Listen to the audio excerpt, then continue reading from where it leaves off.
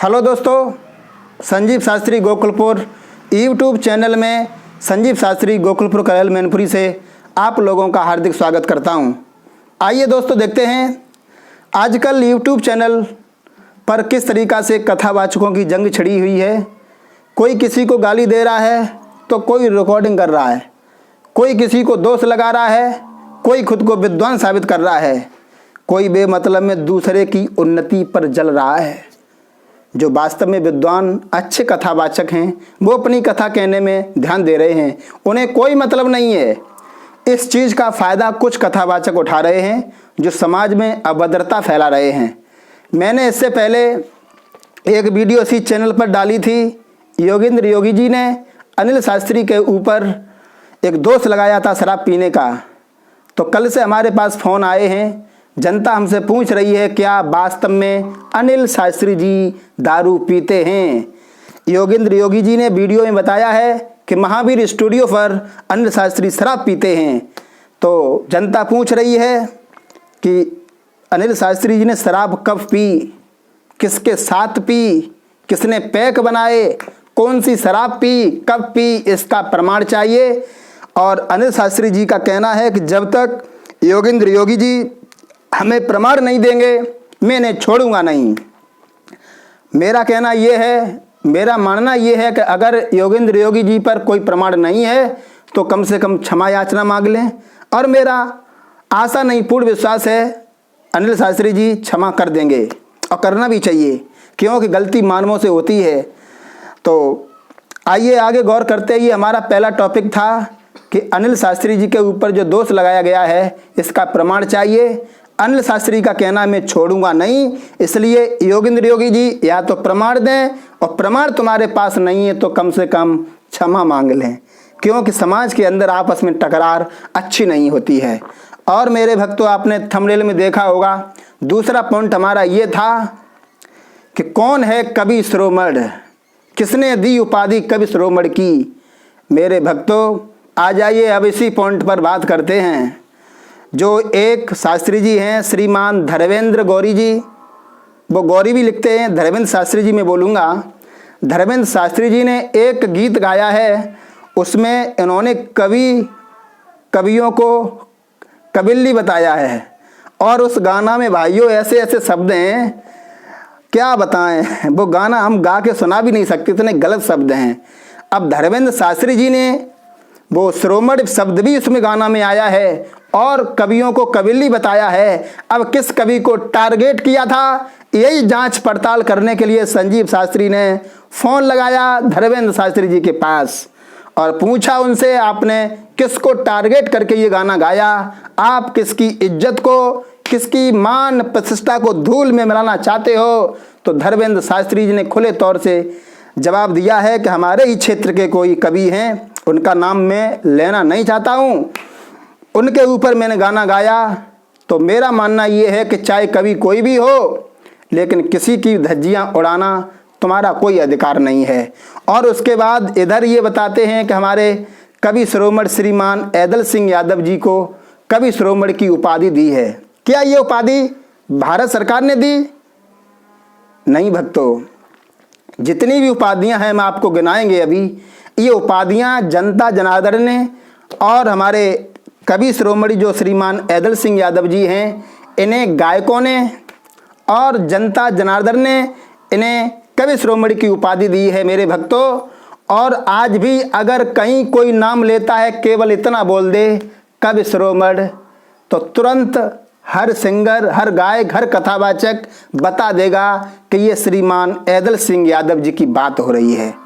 और अगर कोई भी कथावाचक, कोई भी सिंगर, कोई भी कथावाचक व्यास जी, कोई भी अगर ये कहते हैं कि आचार्य जी ने ये गाना लिखा है, तो तुरंत माइंड में दूसरी बात आती है, श्रीमान कवि कमलेश जी की बात हो रही है।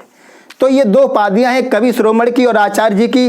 ये श्रीमान कवि कमलेश जी के, आचार्य जी के नाम से हमारे कथावाचक सिंगर सब बुलाते हैं, और कवि शिरोमणि के नाम से हमारे श्रीमान ऐदल सिंह यादव जी को बुलाते हैं। तो वो गाना में शिरोमणि शब्द आया, कवियों को कबिल्ली बताया।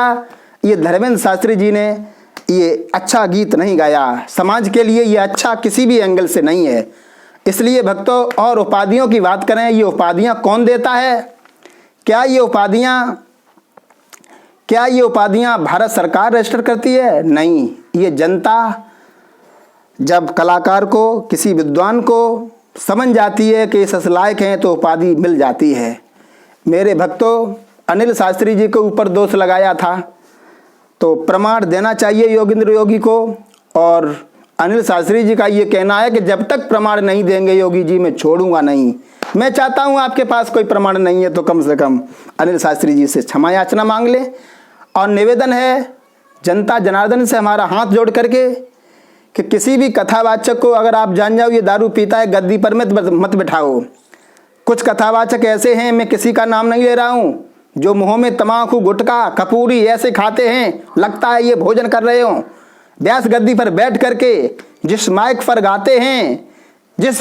गाते हैं तमाकू माइक में भर जाती है, और जो अमृत के कलश लेकर के देवता स्वर्ग लोक से इस भूतल पर आए थे, आज उन कलशों के ऊपर कथावाचक थूकते हैं। ऐसे कथावाचकों से आप लोग सावधान हो जाएं, चाहे वो कोई भी हो। और भक्तों ध्यान रखना, जैसे उपाधि के ऊपर हम बात कर रहे थे, जैसे कवि शिरोमणि श्रीमान ऐदल सिंह यादव जी, आचार्य सम्माननीय हमारे कवि कमलेश जी, कथा सम्राट जैसे ही नाम आता है, अगर हम बोले कथा सम्राट जी, आप समझ जाएंगे स्वामी जी की बात हो रही है, स्वामी जी आधार चेतन जी की बात हो रही है। और हम आपसे कहें आला सम्राट, तो आपको एकदम समझ में आ जाता है कि श्रीमान स्वर्गीय परम आदरणीय सम्माननीय सृजन चेतन जी की बात हो रही है। हम आपसे कहें स्वर सम्राट श्रीमान स्वर्गीय ब्रजेश शास्त्री जी की बात हो रही है। हम आपसे कहें डायमंड स्टार, आपके दिमाग में एकदम विचार आता है कि ये बात श्रीमान सम्माननीय हमारे परम आदरणीय मंजित शास्त्री जी की बात हो रही है। तो भक्तों, आपके दिमाग में जैसे हमने बोला महाभारत सम्राट, एकदम दिमाग में झटका लगेगा, हमारे परम आदरणीय सम्माननीय श्रीमान पप्पू शास्त्री जी की बात हो रही है। जैसे ही मस्तिष्क में कोई कहे आपसे 12मासी सम्राट, तो परम आदरणीय गुरुदेव जी हमारे विशेष शास्त्री जी का ध्यान आता है, क्योंकि 12मासी सब गाते हैं, लेकिन उन जैसी 12मासी जनता किसी को और को नहीं मानती है। ये सत्य है, मानना पड़ेगा। और दूसरी बात ये है भक्तों, कवि शिरोमणि श्रीमान ऐदल सिंह यादव, आचार्य जी श्रीमान कमलेश जी, तो भक्तों कथावाचकों ने इन्हें उपाधियां दी हैं, सिंगरों ने, जनता जनार्दन ने उपाधियां दी हैं। तो भक्तों इसके बाद में और भी उपाधियां हैं, उसमें आप लोग देख रहे हैं। जैसे इन उपाधि, एक बात तो हम आपको बता दें, ये उपाधियां कोई सरकारी दस्तावेजों में उपस्थित नहीं है, इनमें साक्ष्य नहीं है, ये जनता जनार्दन ने ये उपाधियां दी हैं। और इसके अलावा जो हमने उपाधियां बोली हैं, और भी उपाधि हो सकती हैं, शायद हमारे संज्ञान से बाहर हो, लेकिन इसके अलावा कुछ लोग हैं अपने मन से लिख लेते हैं। क्या क्या लिखते हैं आप लोगों को पता है? झटका सम्राट।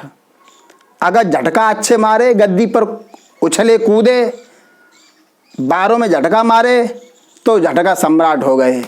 और किसी ने नीचे कथा पांडाल में जोकर बना के उल्टे सीधे गानों पर डांस करा दिया, रास लीला सम्राट। हाँ, ये सम्राट क्या भारत सरकार ने घोषित की है? ना ना ना, ये सम्राट तो इन्होंने खुद अपने YouTube चैनल पर लिख लिया है भक्तों। और उसके बाद में नंबर आता है स्वीट स्टार।